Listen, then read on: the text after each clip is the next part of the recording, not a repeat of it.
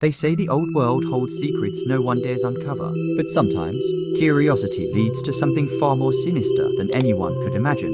This is the story of a traveler who discovered a hidden village in the depths of Eastern Europe, a place that doesn't appear on any map and holds a curse older than time itself. It all started with a wrong turn. Ella, an avid solo traveler from London, was exploring the Carpathian Mountains in Romania. She loved venturing off the beaten path, seeking out hidden gems most tourists overlooked. But this time, her curiosity would lead her to a place she would never forget. The sun was setting when her GPS stopped working.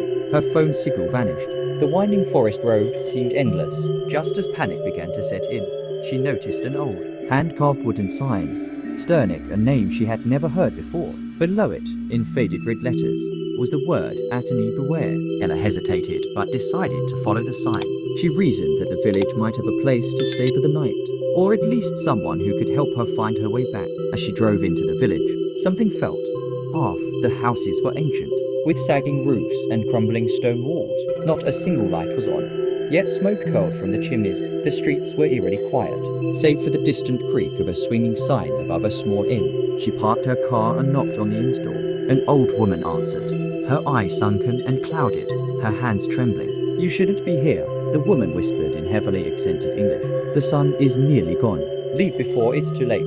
But Ella was tired and desperate. She pleaded with the woman to let her stay for the night. With a heavy sigh, the old woman relented, muttering something under her breath that sounded like a prayer. As she handed Ella a rusty key, the woman issued a chilling warning.